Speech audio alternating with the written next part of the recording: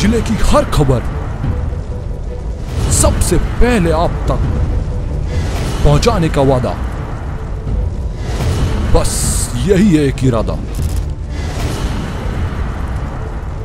आज ही लगाए अपना पद्मेश डिजिटल सेटअप बॉक्स। नमस्कार, आप देख रहे हैं पद्मेश 24/7 कृष्णा संडे के साथ। चलिए न्यूज बुलेटिन की शुरुआत करते हैं हेडलाइन से।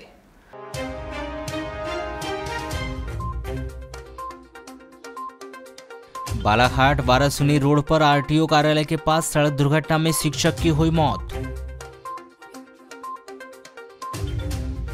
28 सितंबर से गोंदिया बालाघाट कटंगी के बीच ब्रॉडगेज पर दौड़ेगी ट्रेन।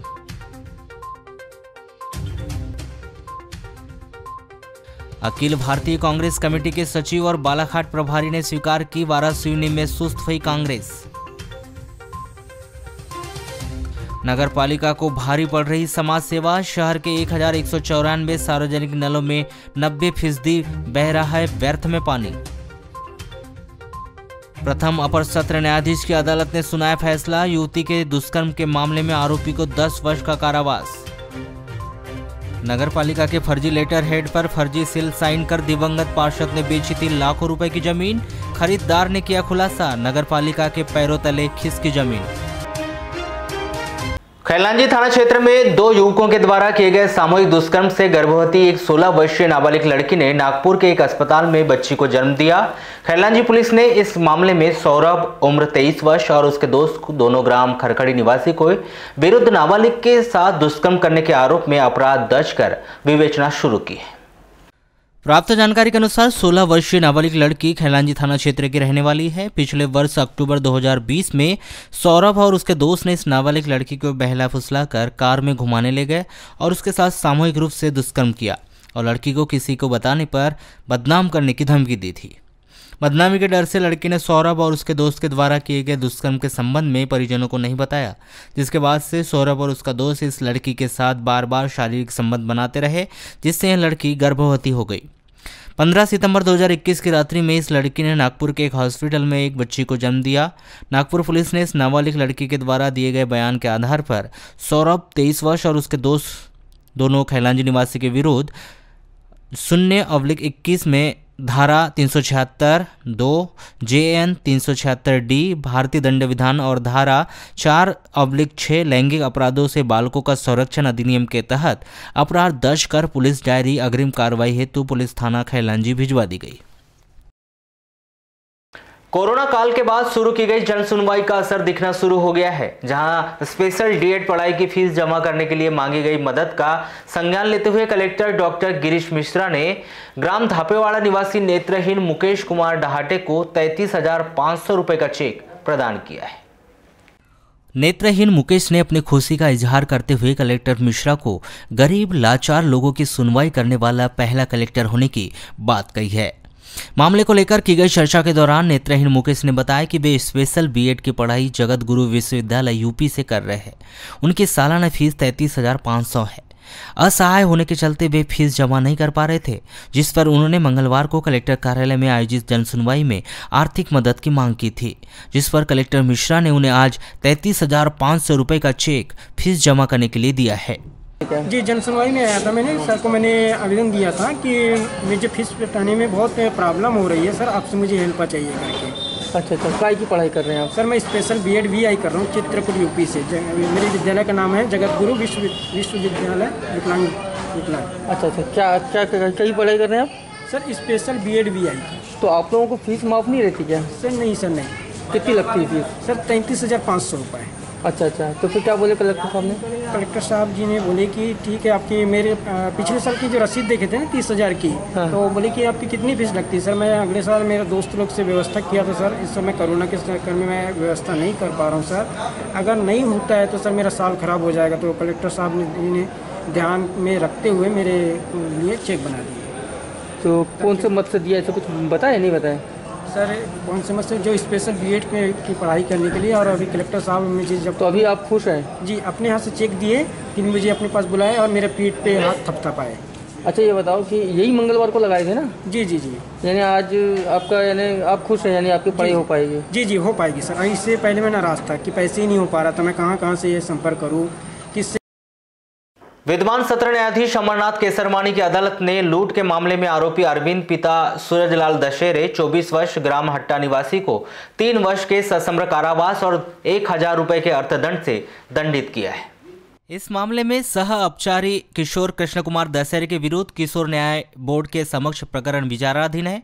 अभियोजन के अनुसार 7 अक्टूबर 2019 को संजय पाटिल हट्टा निवासी शाम 6 बजे बालाघाट से बस में बैठकर दही गढ़वा आए थे और स्कूल के सामने उतर गए। उसी समय अरविंद दशहरे और किशोर दशहरे का लड़का कृष्ण कुमार उर्फ छोटू दशहरे मिले, जिन्होंने संजय पाटिल से मारपीट किए और उनके जेब में रखे 14,000 रुपये और जेब से मोबाइल छुड़ाकर दोनों भाग गए थे।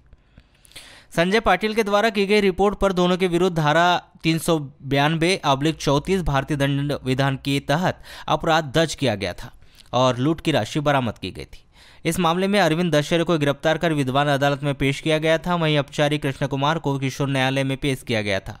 अरविंद दशहरे के विरुद्ध यह प्रकरण विद्यमान सत्र न्यायाधीश अमरनाथ केसरवानी की अदालत में चला, जहां अभियोजन पक्ष आरोपी अरविंद दशहरे के विरुद्ध आरोपित अपराध सिद्ध करने में सफल रहा, जिसके परिणाम स्वरूप विद्यमान अदालत ने आरोपी अरविंद दशहरे को धारा 392 भारतीय दंड विधान के तहत 3 वर्ष के सश्रम कारावास और 1000 रुपये अर्थदंड से दंडित किया है। इस मामले में शासन की ओर से लोक अभियोजन MM द्विवेदी ने पैरवी की थी। इस मामले के सह अपचारी किशोर कृष्ण कुमार दशहरे के विरुद्ध अब प्रकरण किशोर न्याय बोर्ड के समक्ष विचाराधीन है। जल जीवन है, इसे व्यर्थ न बहाइए, जितना जरूरत है उतना ही खर्च करें। न जाने यह नारा नगरपालिका और जल संसाधन विभाग के द्वारा बरसों बरस से लोगों को सुनाया जा रहा है। बावजूद इसके कि शहर के भीतर जल संरक्षण के लिए लोगों में जागरूकता का अभाव नगरपालिका के सरकारी नलों से बहते हुए पानी से पता चलता है। दरअसल नगरपालिका की समाज सेवा नगरपालिका पर भारी पड़ रही है। पुरानी और नई पाइपलाइन के माध्यम से शहर के भीतर 1194 सार्वजनिक नल तो लगाए गए हैं, लेकिन नल में टूटी नहीं होने की वजह से 50% पानी बेकार में बह जाता है, जो नगरपालिका के कुल जल प्रदाय का 25% तक बताया जा रहा है। इन बहते हुए नल और नगरपालिका के साथ ही आमजनों द्वारा की जा रही अनदेखी पर पद्मेश न्यूज की टीम ने पड़ताल की तो हकीकत कुछ इस प्रकार सामने आई कि शहर के सभी 33 वार्डों के ऐसे स्थानों पर सरकारी नल लगाए गए हैं जहां पानी की बहुत अधिक जरूरत है, लेकिन हर जगह पानी का उपयोग कम, दुरुपयोग अधिक हो रहा है। यह बात हम उस समय कर रहे हैं जब बीते 2 वर्षों से भीषण गर्मी के दौरान नगरपालिका को शहर में जल प्रदाय करने के लिए जमकर पसीना बहाना पड़ा है। यहाँ तक कि वैनगंगा की धारा को तक मोड़ना पड़ा, लेकिन मजाल है नगरपालिका से लेकर शहर के लोगों को कि वे जागरूक हो जाए। ऐसा नहीं है कि सार्वजनिक नल से पानी बहने की कहानी स्वयं स्थानीय जन भी अपने शब्दों में कुछ इस तरह बताते हैं। नहीं बहता, अभी पानी हो गया, सबका करके बह रहा है। अब ऐसा सवेरे तो पानी नहीं होता। अच्छा, सरकारी नल है क्या प्राइवेट नल है? सरकारी नल है। ये ऐसे ही बहते रहते हैं? रोज नहीं बहते ना जी, रोज नहीं तो बिना ये क्या टोटी नहीं लगाते क्या इसमें? नहीं, टोटी तो नहीं है। टोटी दिए थे क्या है, लेकिन लड़के बच्चे निकाल लेते, फेंक डालते थे। अच्छा, यहाँ पे सभी के घर में नल लगा हुआ है? हमारे अंदर है ना, नहीं है, हमारे तो नहीं है भैया। बाकी लोग भरते हैं ना सामने। अभी तो एक बार ले गए, पानी तो भरा है, सुबह ले गए थे। टूटी रहती तो बंद कर देते। तो देखिए, सरकारी नल तो मेरे कार्यकाल में कुछ नल सरकारी लगाए गए थे। तो अभी 2 वर्ष कोरोना के पहले क्या है, पानी की बहुत दिक्कतें थी, तो नगरपालिका द्वारा हम लोगों ने सरकारी नल को बंद करने का और हैंडपम्प को भी बंद करने का आदेश किया गया था। तो कुछ नल हमने बंद भी करवाए थे और पानी की लोगों को समस्या थी, तो इस कारण कुछ नल रह गए हैं। ऐसी कुछ प्रॉब्लम होगी तो बंद करवा देंगे। लेकिन हमने क्या उसमें नल में कुप्पी भी लगाए थे बंद करने के लिए। तो कबाड़ी वाले हैं, कचरा चुनने वाले हैं, ये लोग क्या वो नल की कुप्पी को निकाल के लेके भाग जाते हैं। अच्छा मैडम, जो अभी जो पाइपलाइन जो बिछी है, क्या उसके कनेक्शन हो गए क्या मुहल्ले में? हाँ, उसके कनेक्शन लगभग हो गए हैं और कुछ नल में पानी आता है, लेकिन कंटिन्यू नहीं आता है। हाँ, हो सकता है इसी वजह से लोगों को ऐसा लगता है कि पानी नहीं आ रहा, तभी इसको चालू करने की लोगों ने अपील की थी। तो वो नल अभी चालू है। कुप्पी नहीं लगाने के कारण पानी वेस्टेज जाता है और रोडों पे बहता है। अच्छा, कितने नल होंगे मैडम? क्या ज़्यादा नहीं, वार्ड नंबर 12 में तो 3-4 नल ऐसे होंगे जो वेस्टेज जाते हैं। ये तो अब लोगों के ऊपर डिपेंड करते हैं कि पानी भरने के बाद उसको बंद कर दिया जाए। तो अभी आपके द्वारा क्या कार्रवाई की जाएगी? अभी मैं तो अब जैसे देखती हूँ, कभी कभी तो नल में पानी बहता तो मैं आते जाते लोगों को ये भी बोलती हूँ आप नल को बंद कर दिया करो, पानी भरते जैसे कपड़े की कुप्पी लगा दिया करो। जितने बार भी हमने 3 बार उसमें ढक्कन लगाए हैं, नल पे कुप्पी लगाए हैं, लेकिन वो ढक्कन बार बार निकाल लिया जाता। नगर पालिका के नलों के आंकड़ों पर ध्यान दें। बालाघाट नगर में पुरानी पाइपलाइन से 9,870 घरेलू नल कनेक्शंस है। वहीं नई पाइपलाइन से 14,000 नल कनेक्शंस है, जिनमें से 7,000 नलों में मीटर लगाए गए हैं। वहीं नगर में 1,194 सार्वजनिक नल लगाए गए हैं, जिनमें से पानी व्यर्थ बहने वाले 8 नलों को नगर पालिका द्वारा बंद कर दिया गया। नगर पालिका के कर्मचारियों द्वारा बताया जा रहा है कि जितने भी सार्वजनिक नल है सभी में टोटी लगाई जाती है, लेकिन दूसरे दिन ही टोटी की चोरी कर ली जाती है, जिसके कारण पानी व्यर्थ बहने का सिलसिला बरकरार है। नगर पालिका सीएमओ सतीश मटसेनिया ने बताया कि सार्वजनिक नलों से पानी बहता है, इसको लेकर हमारे द्वारा 2 प्रयास किया जा चुका है। जिन नलों में टोटी नहीं लगी थी वहां सभी नलों में टोटियां लगाया गया। वहीं दूसरी बार जहां से पानी व्यर्थ बह रहा था उन नलों को पिघलाकर बंद कर दिया गया। इसके बावजूद भी असामाजिक तत्वों द्वारा पाइपलाइन को काटकर नलों की ओपन किया गया, जिससे पानी व्यर्थ बहता रहता है। हमारे द्वारा हाल ही में मुनादी करवाई गई है, जो भी लोग नल कनेक्शन लेने से शेष रह गए हैं वे सभी जल्द नल कनेक्शन ले। नई पाइपलाइन से पानी सप्लाई प्रारंभ होने पर यह समस्या नहीं आएगी, क्योंकि इस दौरान पानी सप्लाई की पूरी मॉनिटरिंग की जाएगी। वारासुनी रोड आरटीओ ऑफिस के पास पिकअप की ठोकर से मोटरसाइकिल में सवार शिक्षक रेखलाल गौतम, पिता लालाराम गौतम 46 वर्ष, ग्राम नवेगांव तिनटोला, थाना रामपाली निवासी की मौके पर ही मौत हो गई। 24 सितंबर की शाम 6 बजे करीब यह सड़क दुर्घटना उस समय हुई जब शिक्षक श्री गौतम मोटरसाइकिल में सोनगुड्डा से अपने गांव नवेगांव तिनटोला जा रहे थे। प्राप्त जानकारी के अनुसार शिक्षक रेखलाल गौतम सोनगुड्डा संकुल के अंतर्गत प्राथमिक शाला पटेल टोला में पदस्थ थे, जिनकी पत्नी ममता गौतम ग्राम नवेगांव में ही आंगनवाड़ी कार्यकर्ता है। रेखलाल गौतम आवश्यक काम पड़ने पर मोटरसाइकिल में ही अपने गांव आना जाना करते थे। 24 सितंबर को शिक्षक रेखलाल गौतम मोटरसाइकिल से सोनगुड्डा से अपने गांव नवेगांव तिनटोला जाने निकले थे। शाम 6 बजे करीब बालाघाट से वारासुनी की ओर जाते समय वारासुनी रोड पर स्थित आरटीओ कार्यालय के पास वारासुनी की ओर से तेज रफ्तार से आ रही पिकअप ने मोटरसाइकिल को ठोस मार दी। पिकअप की जबरदस्त ठोकर से मोटरसाइकिल में सवार शिक्षक रेखलाल गौतम की मौके पर ही मौत हो गई। बताया गया है कि इस घटना की सूचना उनके दोस्त शिक्षक तेजराम नागपुरे को मिली और उन्होंने शिक्षक रेखलाल गौतम के ही मोबाइल पर फोन किया। दुर्घटना स्थल पर एक व्यक्ति ने फोन उठाकर यह घटना के संबंध में तेजराम नागपुरे को जानकारी दी। यह सूचना मिलते ही मौके पर पहुंची एम्बुलेंस से शिक्षक रेखलाल गौतम के शव को जिला अस्पताल बालाघाट लाया गया। जहाँ तक भैया मेरे को पता चला कि 6:30 से 7 बजे फोन आया कि शायद आपका मित्र का फोन वो डेथ एक्सीडेंट हो गया है। तो फिर मेरे को यकीन नहीं हुआ, तो मैंने क्या किया कि उनके मेरे मित्र के कॉल पे फ़ोन किया मैंने। तो ये पायलट ने 108 नंबर है सर, हाँ, तो उन्हें फ़ोन उठाया उसका। तो उन्हें बोला कि आप कहाँ से? मैंने कहा मैं वो तिनटोला से। तो बोले यार रेखलाल गौतम की डेथ हो गई है, एक्सीडेंट हो गया है। तो मैंने कहा यार तो मेरे मित्र हैं। तो बोले ठीक है आप, हम लोग तो बोले उसमें बैठा लिए एम्बुलेंस में और आप जस्ट आ जाइए बुढ़ी। तो मैंने कहा ठीक है। तो नंबर पे मेरे को हल्का सा कहीं से फ़ोन लगा कि उनका ऐसा हो गया है। तो मैंने कहा मैं किसी से क्यों पूछूं, मैंने उनकी कॉल पे लगाऊं, उन्हीं कॉल पे लगाया। तो शायद कोई पायलट या किसी ने भी उनका फ़ोन उठाया होगा। कहाँ की घटना हो? उन्हें बताया कि आरटीओ कार्यालय डोंगरिया के जस्ट सामने की घटना है। ऐसा कितने बजे की घटना है? उन्हें समय तो नहीं बताया, लेकिन मेरे अंदाज से कहाँ पदस्थ है ये? प्राथमिक शाला पटेल टोला संकुल सोनगुड्डा में पदस्थ है और मैं भी माध्यमिक शाला सोनगुड्डा में पदस्थ हूँ और मेरे मित्र हैं और मेरे गांव के भी है। घर में घुसकर एक विकलांग लड़की के साथ दुष्कर्म करने के आरोप में आरोपी शौकीन खान, पिता शौकत खान 37 वर्ष, ग्राम नगझर, जिला सिवनी निवासी को 10 वर्ष के कठोर कारावास से दंडित किया गया। 24 सितंबर को यह फैसला प्रथम अपर सत्र न्यायाधीश मनोज कुमार तिवारी की अदालत में सुनाया गया। विद्वान अदालत ने इस आरोपी को 10 वर्ष के कठोर कारावास के अलावा 60,000 रुपए के अर्थदंड से दंडित किया है। अभियोजन के अनुसार भरवेली थाना क्षेत्र के ग्राम धनसुआ में 22 वर्षीय लड़की अपने परिवार के साथ रहती है, जो शारीरिक व मानसिक रूप से विकलांग है।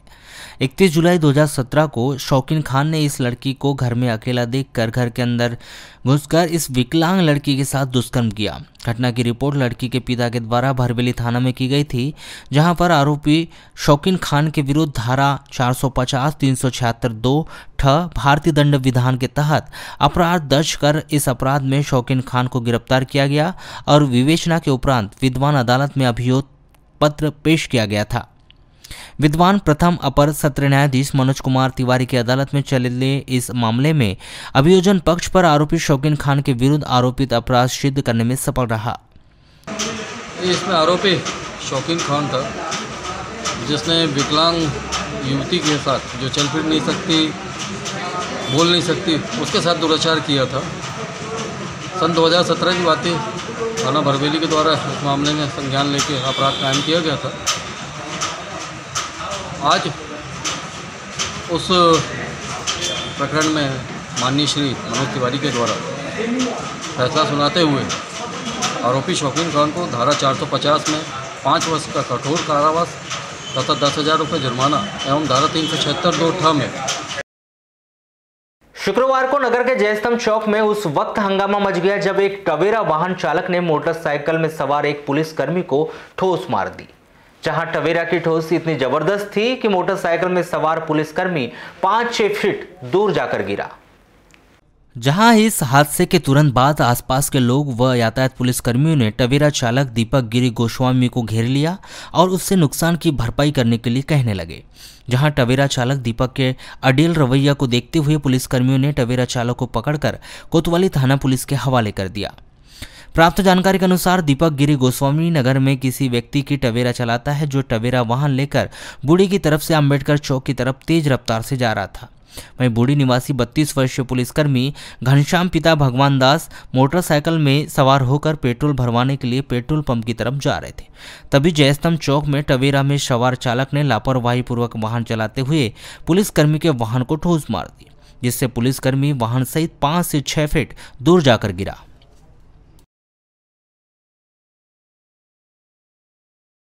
रेल मंडल नागपुर के द्वारा ट्रेनों की आवाजाही प्रारंभ करने के आदेश जारी कर दिए गए हैं। गोंदिया से कटंगी के बीच डेमो पैसेंजर स्पेशल ट्रेन 28 सितंबर से दौड़ने लगेगी।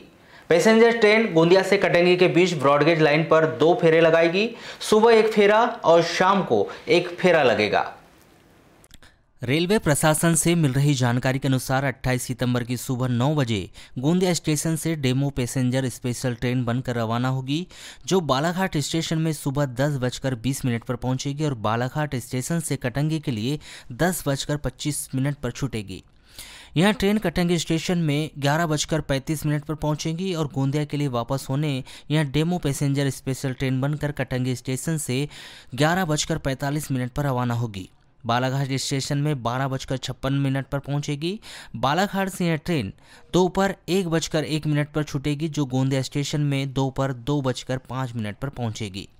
इसी प्रकार दूसरे फेरे में यह Gondia Katangi demo passenger special train शाम को गोंदिया से 6:40 पर छूटेगी, जो बालाघाट स्टेशन में 7:35 पर पहुंचेगी।